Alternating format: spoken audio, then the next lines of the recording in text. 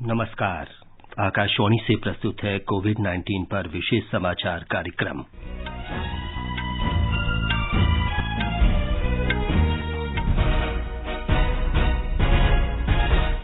प्रधानमंत्री नरेंद्र मोदी ने कोविड-19 के उपचार के लिए वैक्सीन निर्माण, दवा की खोज, निदान और परीक्षण की मौजूदा स्थिति की समीक्षा की। भारतीय नौसेना ने विदेशों में फंसे भारतीयों को लाने के लिए समुद्र सेतु अभियान शुरू किया।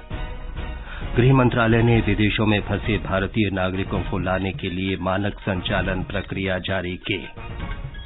तेलंगाना सरकार ने पूर्णबंदी की अवधि 29 मई तक बढ़ाई और कॉरपोरेट कार्य मंत्रालय ने कंपनियों को वीडियो कॉन्फ्रेंस के जरिए वार्षिक बैठक करने की अनुमति दी।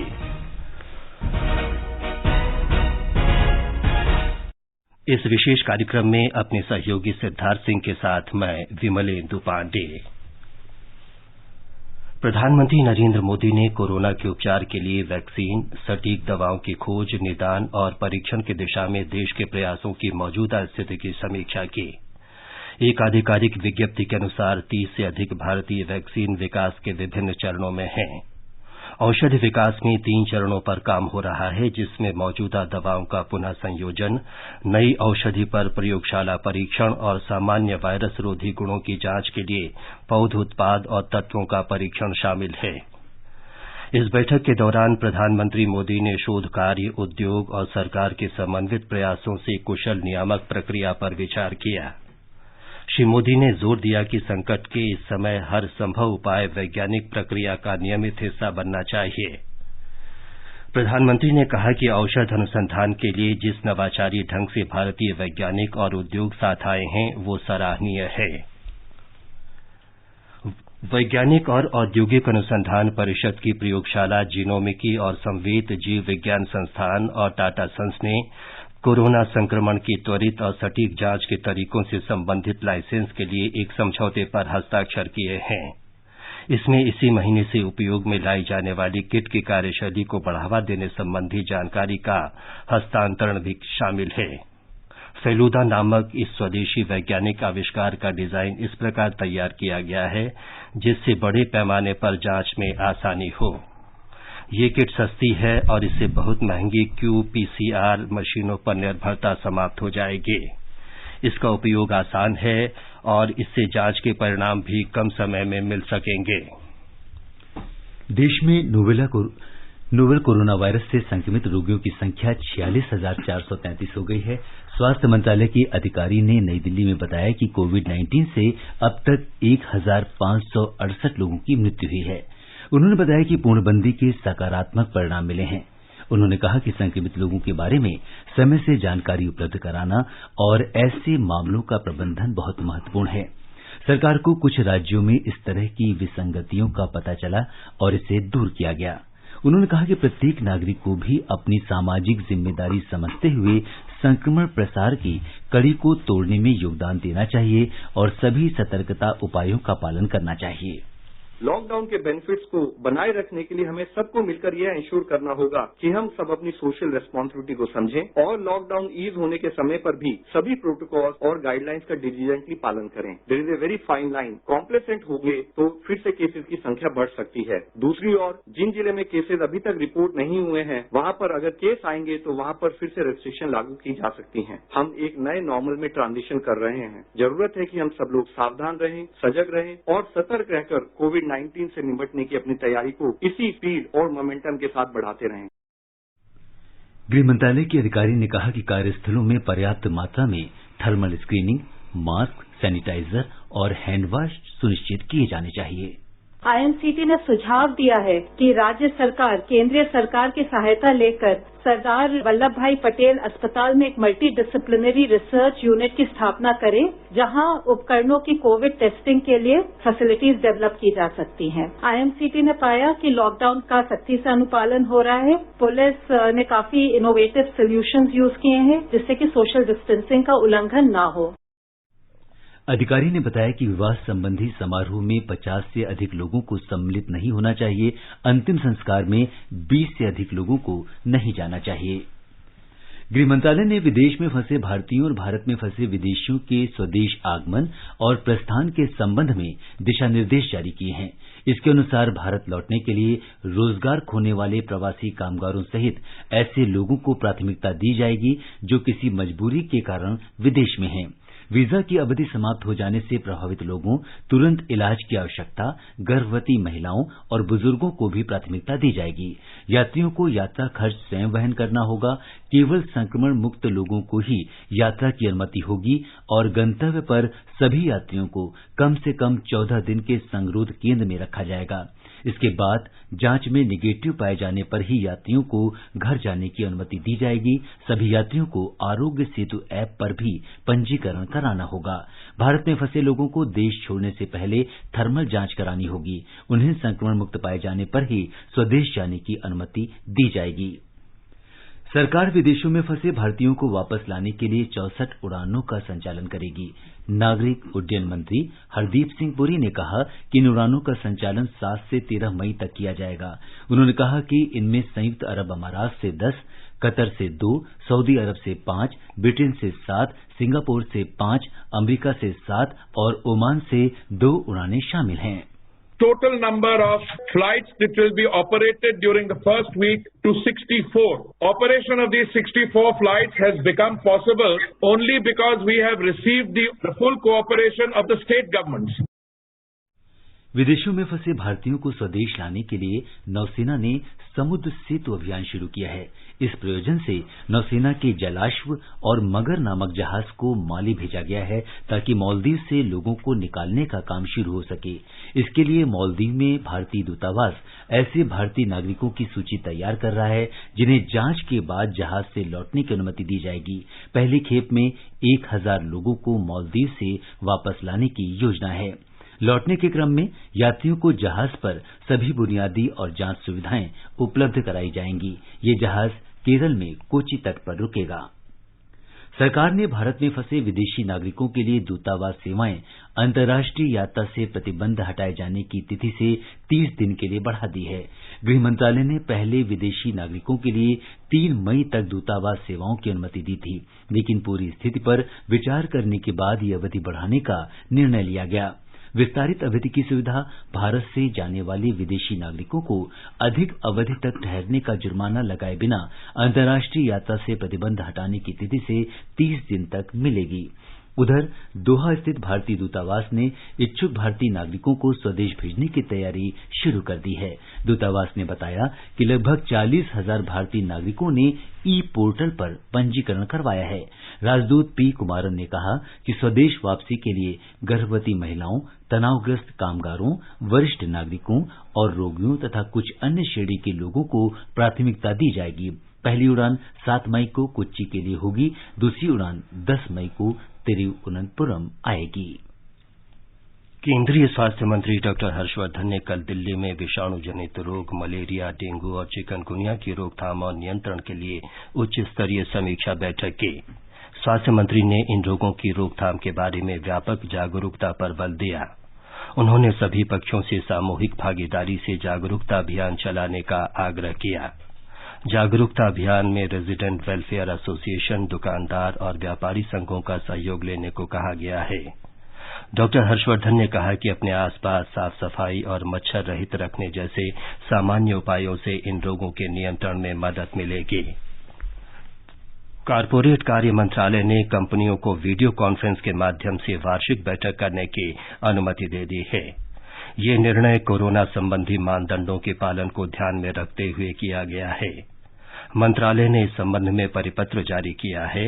वित्तीय विवरण कागज पर उपलब्ध कराने की दिक्कतों के मद्देनजर कंपनियों से कहा गया है कि वे वित्तीय विवरण, बोर्ड की रिपोर्ट, लेखा परीक्षक की रिपोर्ट और अन्य दस्तावेज ईमेल से ही भेजें। कंपनियों से यह भी कहा गया है कि वे सभी संबंधित पक्षों को इलेक्ट्रॉनिक या किसी अन्य तरीके से लाभांश अंतरित करने की अनुमति देने की सुविधा प्रदान करें। सरकार ने कहा है कि पूर्णबंदी शुरू होने के बाद से राज्यों और केंद्र शासित प्रदेशों को 137 लाख टन से अधिक खाद्यान्न की आपूर्ति की गई। उपभोक्ता कार्य मंत्री रामविलास पासवान ने कहा कि लगभग 6 लाख टन अनाज पूर्वोत्तर राज्यों को पहुंचाया गया है। लॉकडाउन के दौरान भारतीय खाद्य निगम ने खुला बाजार बिक्री योजना के माध्यम से 4,50,000 टन गेहूं और 5,61,000 टन चावल की बिक्री की है। राहत शिविर चलाने वाले गैर सरकारी संगठन और सामाजिक संस्थाएं इस योजना के तहत तय की गई दरों के माध्यम से भारतीय खाद्य निगम से सीधे गेहूं और चावल खरीद सकते हैं। इस योजना के तहत चावल 22 रुपए प्रति किलो और गेहूं 21 रुपए प्रति किलोग्राम की दर से दी जा रही है। प्रधानमंत्री गरीब कल्याण योजना के तहत अगले 3 महीनों के लिए कुल 104 लाख टन से अधिक चावल और 15 लाख टन से अधिक गेहूं की जरूरत होगी। इसमें से 59 लाख टन से अधिक चावल और 8 लाख टन से अधिक गेहूं विभिन्न राज्यों और केंद्र शासित प्रदेशों द्वारा उठाए गए हैं। दीपेंद्र कुमार, आकाशवाणी समाचार। लाइफलाइन उड़ान योजना के अंतर्गत 452 उड़ानों का संचालन किया गया है। एयर इंडिया, अलायंस एयर, भारतीय वायुसेना और निजी विमानों ने ये उड़ानें संचालित की। 452 में से 272 उड़ानों का संचालन एयर इंडिया और अलायंस एयर ने किया। लाइफलाइन उड़ानों ने 41,564 किलोमीटर की कुल दूरी तय कर अब तक 824 टन सामग्री पहुंचाई। नागरिक उड्डयन मंत्रालय कोविड के खिलाफ संघर्ष में सहयोग देते हुए इन उड़ानों से देश के दूर दराज के हिस्सों तक आवश्यक चिकित्सा सामग्री पहुंचा रहा है। पेट्रोल पर उत्पाद शुल्क में 10 रुपए प्रति लीटर और डीजल पर 13 रुपए प्रति लीटर की वृद्धि की गई है। नई दरें आज से प्रभावी हो गई हैं। केंद्र सरकार ने पेट्रोल और डीजल दोनों पर पथ उपकर के रूप में 8 रुपए प्रति लीटर की बढ़ोतरी की है। पेट्रोल पर 2 रुपए और डीजल पर 5 रुपए का विशेष शुल्क भी लगाया गया है। हालांकि इस फैसले से पेट्रोल और डीजल की खुदरा कीमतों में मोटे तौर पर कोई बदलाव नहीं होगा, क्योंकि कच्चे तेल की कीमतों में काफी कमी होने के कारण इसकी भरपाई हो जाएगी। ये समाचार आकाशवाणी से प्रसारित किए जा रहे हैं।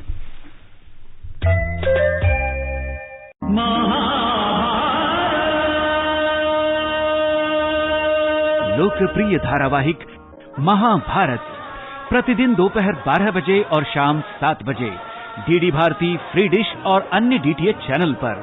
सब्सक्राइबर्स अपना चैनल नंबर नोट करें: DD 60, Tata sky 1194, Airtel 151, sun direct 326, Videocon DTH 480, dish TV 197 और डेन 522। समय याद रखें, दोपहर 12 बजे और शाम 7 बजे। प्रतिदिन देखें लोकप्रिय धारावाहिक महाभारत। अथ श्री महाभारत कथा।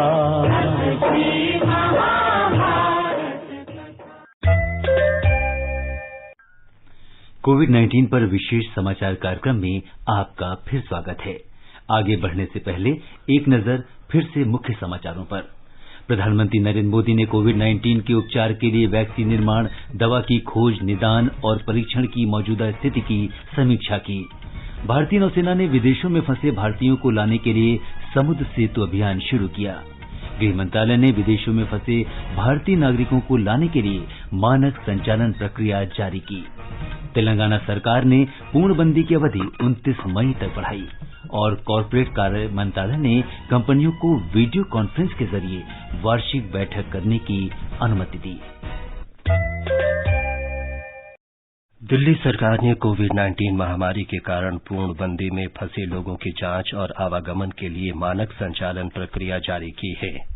संचालन प्रक्रिया के अनुसार जिन व्यक्तियों में कोरोना के लक्षण नहीं पाए गए हैं, उन्हें दिल्ली से बाहर जाने की अनुमति होगी। दिल्ली में आने वाले लोगों की जांच की जाएगी और उनमें कोरोना के लक्षण न पाए जाने के बाद उन्हें प्रवेश दिया जाएगा। मुख्य जिला चिकित्सा अधिकारी जिले के लिए नोडल अधिकारी नियुक्त करेंगे। इससे दिल्ली से बाहर जाने वाले और आने वाले प्रत्येक व्यक्ति की जांच सुनिश्चित होगी। इस बीच दिल्ली में पिछले 24 घंटों के दौरान कोरोना के 206 नए मरीज सामने आए हैं। इसके साथ ही दिल्ली में संक्रमित लोगों की संख्या बढ़कर 5,104 हो गई है। दिल्ली सरकार ने कहा है कि अब तक 1,468 रोगी ठीक हुए हैं, जबकि 64 लोगों की मौत हुई है। हरियाणा मंत्रिमंडल ने कोरोना रोकथाम क्षेत्रों के अलावा पूरे राज्य में शराब की दुकानें आज से खोलने का फैसला किया है।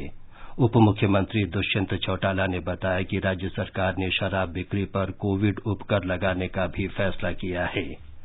श्री चौटाला ने बताया कि शराब की दुकानें सुबह 7 बजे से शाम 7 बजे तक खुले रहेंगे।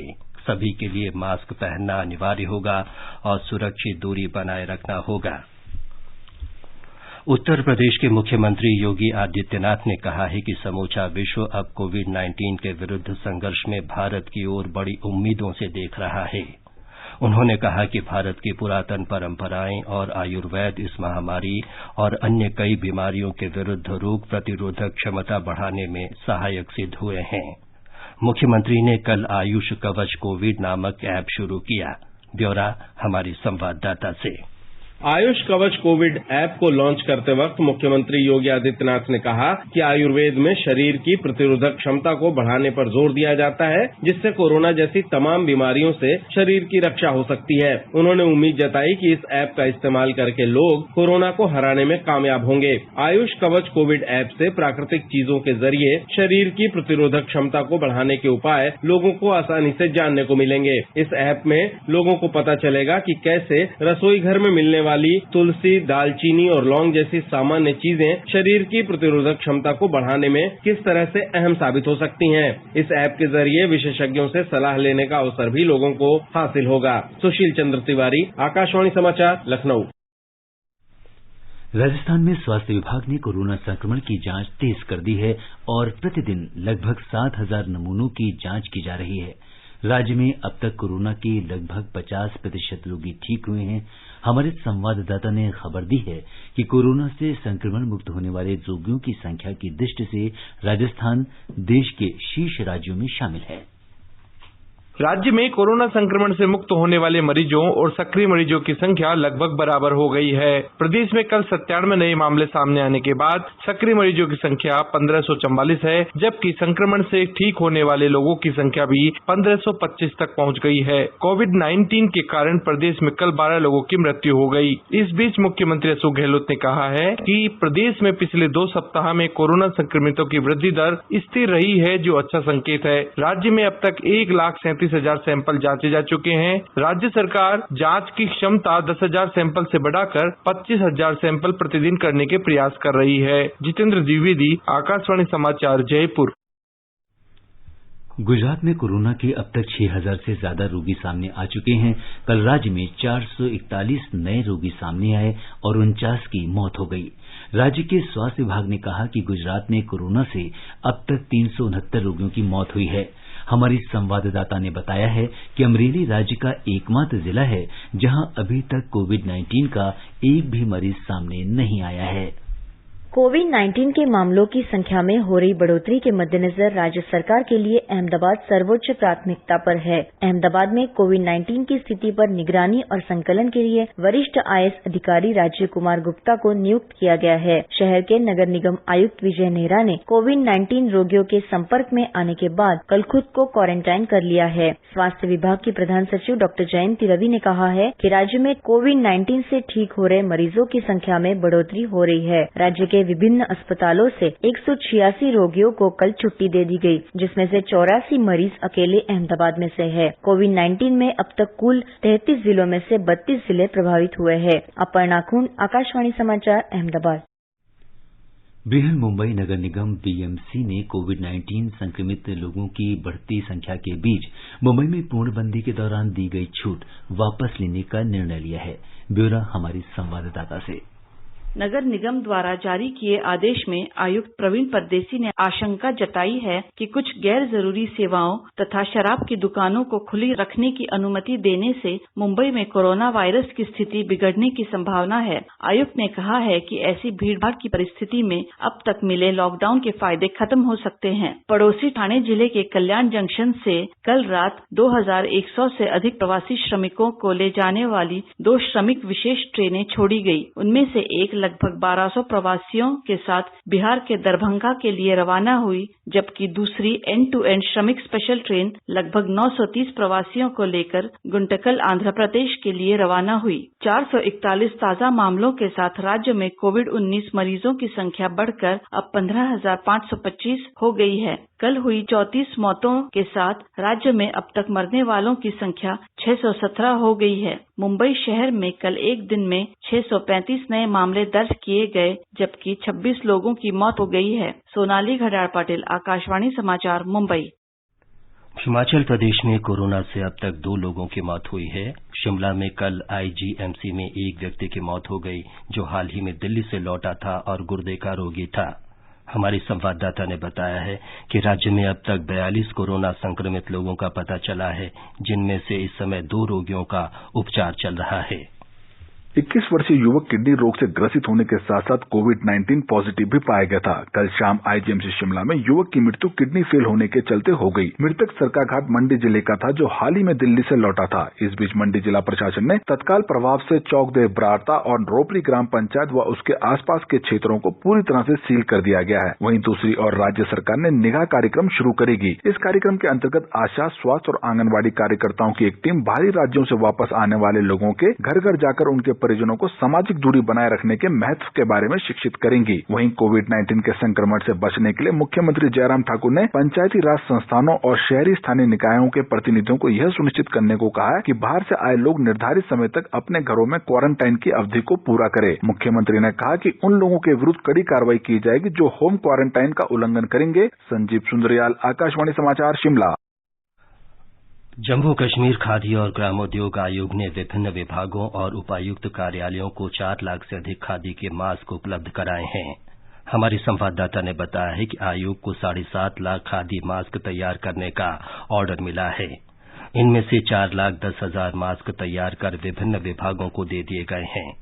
जम्मू कश्मीर खादी संस्थान और सिलाई केंद्र नगरोटा में ये मास्क तैयार किए जा रहे हैं। तेलंगाना सरकार ने पूर्णबंदी 29 मई तक बढ़ा दी है। मुख्यमंत्री के चंद्रशेखर राव ने कल शाम हैदराबाद में मंत्रिमंडल की बैठक के बाद ये घोषणा की। उन्होंने कहा कि शाम 7 बजे से सुबह 6 बजे तक रात्रि कर्फ्यू जारी रहेगा। रेड जोन में केवल आवश्यक वस्तुओं की दुकानें खुलेंगी, जबकि ग्रीन और ऑरेंज जोन के गांव और ब्लॉक में सभी दुकानें खुलेंगी। शहरों में रोजाना 50% दुकानें खुलेंगी और उनका चयन लॉटरी से किया जाएगा। तेलंगाना में अब तक 1096 लोगों में कोरोना संक्रमण की पुष्टि हुई है। कल 11 और लोग कोरोना से संक्रमित पाए गए। बिहार में पिछले 24 घंटों के दौरान आंधी और बिजली गिरने से 26 लोगों की मृत्यु हो गई। पटना, जहानाबाद, गया, कटिहार और सीतामढ़ी जिलों में 14 लोग मारे गए हैं, 19 लोग घायल हुए हैं। मुख्यमंत्री नीतीश कुमार ने मारे गए प्रत्येक व्यक्ति के निकट संबंधियों को 4-4 लाख रुपए की अनुग्रह राशि देने और घायलों के निःशुल्क उपचार की घोषणा की है। मौसम विभाग ने राज्य में अगले 48 घंटों में भारी वर्षा का अनुमान लगाया है। ब्यौरा हमारे संवाददाता से। 50 से 60 किलोमीटर प्रति घंटे की रफ्तार से चली तेज आंधी के कारण राज्य के कई हिस्सों में बिजली के खंभे और पेड़ उखड़ गए। अधिकांश इलाकों में बिजली की आपूर्ति बाधित हुई, जिसे बहाल करने के लिए प्रयास जारी हैं। सड़क और रेल पटरी पर गिरे पेड़ों को हटाया जा रहा है। ओलावृष्टि के कारण रबी की फसल के साथ साथ आम, लीची, मक्का और पान की खेती को काफी नुकसान पहुंचा है। कृषि वैज्ञानिकों के अनुसार भारी बारिश और ओलावृष्टि से 13 जिलों में लगभग 70,000 हेक्टेयर क्षेत्र में लगी फसल की क्षति हुई है। मुख्यमंत्री नीतीश कुमार ने नुकसान का आकलन करने के बाद किसानों को तत्काल कृषि इनपुट का अनुदान देने का निर्देश दिया है। आकाशवाणी समाचार के लिए पटना से कृष्ण कुमार लाल। आकाशवाणी का समाचार सेवा प्रभाग विशेषज्ञों की सलाह श्रृंखला में कोविड-19 के बारे में वरिष्ठ चिकित्सकों की राय से आपको अवगत कराता है। आकाशवाणी से बातचीत में अखिल भारतीय आयुर्विज्ञान संस्थान एम्स के जरा रोग विभाग के डॉक्टर प्रसून चटर्जी ने सलाह दी कि वरिष्ठ नागरिकों में संक्रमण की आशंका अधिक है, इसलिए उन्हें घर पर ही रहना चाहिए। सीनियर सिटीजन को एक्सरसाइज करते रहना है, चाहे वॉकिंग हो, चाहे रेजिस्टिव ट्रेनिंग हो, चाहे योगा हो, ब्रीदिंग एक्सरसाइज हो, और खुश रहना है। आप वर्चुअल वर्ल्ड में मोबाइल हो जाए, कंप्यूटर के थ्रू अपने रिश्तेदार से बात करते रहे। अननेसेसरी घर के बाहर मत जाइए, क्योंकि आपका जो इम्यून सिस्टम है वो कंपैरेटिवली यंग एज के मुताबिक वीक है। कम खाइए, बार बार खाइए, फ्रेश फूड, वेजिटेबल्स खाइए, क्योंकि उससे आपका इम्यून सिस्टम इंप्रूव होगी। मेंटल हेल्थ के ऊपर बहुत स्ट्रेस देना है।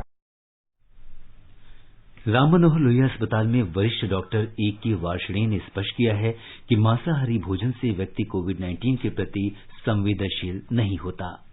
खाने की कोई भी चीज, चाहे वो वेजिटेरियन हो या नॉन वेजिटेरियन हो, चाहे मीट हो, मुर्गा हो, मछली हो या अंडा हो, उनसे वायरस नहीं फैलता। ये जरूर है कि जो भी भोजन आप करें वो अच्छी तरीके से पका हुआ होना चाहिए। कोई भी वेजिटेरियन या नॉन वेजिटेरियन फूड से ये वायरस के फैलने की कोई भी रिपोर्ट नहीं आई है और इसमें कोई भी सच्चाई नहीं।